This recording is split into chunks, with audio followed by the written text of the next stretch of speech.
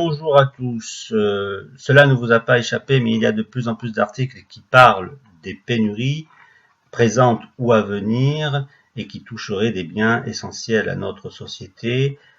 comme le blé, le lait, l'eau, le gaz dans l'énergie, voire l'électricité et bien sûr les matières premières. Et cela, bien sûr, entraîne un sentiment de peur et d'angoisse, surtout que, en arrière-fond de ces articles, on y évoque toujours le conflit actuel en Ukraine, qui serait, bien sûr, d'après ces articles, la première responsable des pénuries et des difficultés que nous vivons actuellement ou des difficultés que nous allons vivre dans le futur. Et bien sûr, cela nous fait nous poser une question simple, c'est est-ce que à travers ces articles, finalement, les États ne nous préparent pas à une économie de guerre, c'est-à-dire une économie de restriction. Alors, bien sûr, cela, moi, personnellement, me pose des questions, puisque ça fait plus de 20 ans que je parle des pénuries, et à l'époque, il n'y avait pas de conflit en Ukraine. 20 ans que j'évoque les pénuries, parce que à l'époque, déjà, il y a 20 ans, quand j'étudiais l'économie, quand j'étudiais la sociologie, quand j'étudiais l'anthropologie, il y avait des éléments qui m'indiquaient que forcément ces pénuries allaient arriver, parce que nous vivons d'abord largement au-dessus de nos moyens, nous prenons beaucoup à la terre, nous sommes dans un système de surproduction et de surconsommation, et que même au niveau financier, budgétaire, nous sommes dans un État qui vit depuis plus de 40 ans à crédit, c'est-à-dire nous empruntons une partie de l'argent que nous dépensons, que nous consommons, et que je m'étais dit tout simplement que ce système ne pouvait pas durer dans le temps et que tôt ou tard il allait avoir des phénomènes de craquement, dont des phénomènes de pénurie. Et si j'ai pu prévoir ces phénomènes de pénurie, c'est que précisément elles dépendent de changements, de mutations qui sont longues et lentes, qui s'infiltrent dans la société et qui sont pour moi en tous les cas la marque de la fin de l'ère industrielle, cette fin contre laquelle, face à laquelle nous allons devoir faire face.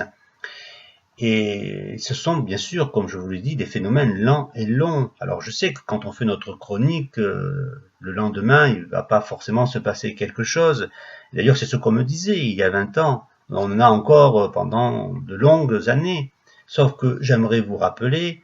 à titre d'exemple, que quand en 1695, le maréchal Vauban avait écrit la dîme royale, dans laquelle il expliquait au roi Louis XIV que la fiscalité trop lourde sur les Français allait à terme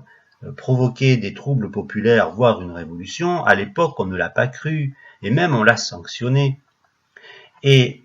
pourtant, 100 ans après, il va y avoir en effet ces troubles populaires et une révolution dont l'origine, dont l'une des origines, sera précisément la fiscalité. Parce que là aussi, on avait affaire à des phénomènes lents et longs qui s'infiltrent dans la société. Eh bien, il en va de même pour les pénuries actuelles, c'est que nous faisons face, comme je vous dis, à la fin de l'ère industrielle et que nos dirigeants, qui ont toujours pensé dans un mode de surproduction et de surconsommation, c'est-à-dire de politiques d'austérité ou des politiques de croissance, ne savent pas penser autrement, ne voient pas le monde autrement que dans un pouvoir centralisé, un État qui doit décider de tout et une administration qui doit s'épandre de plus en plus dans notre société. Ils ne voient pas le monde autrement. Et c'est parce que précisément ils ne peuvent pas voir le monde autrement qu'ils ne peuvent pas imaginer ce qu'il pourrait y avoir après. Et donc il faut bien faire passer cette défaite économique, cette déchéance économique et sociale qui arrive pour une victoire de la liberté sur la barbarie, et notamment en mettant en avant des événements guerriers. Or, le vrai problème de fond, c'est cette surconsommation, cette surproduction, cette façon de voir le monde qui arrive à son échéance. Et il y a pourtant bien une suite, il existe une suite que je vous évoque souvent à travers l'expression du localisme, de l'économie locale, du fait qu'on doit rendre le pouvoir aux populations dans une hiérarchie beaucoup plus horizontale, où le centralisme doit cesser, où l'administration doit cesser de s'épandre autant, dans une forme de totalitarisme un peu indécent d'ailleurs, parce qu'elle n'en a plus les moyens, parce que on ne peut pas vivre éternellement à crédit, tout simplement. Et donc,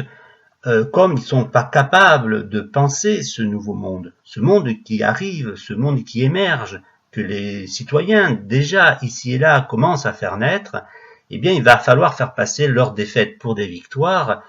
Et malheureusement,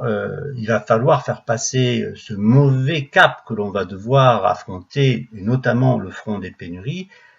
qui vont nous appeler à vivre autrement pour une victoire face à la liberté.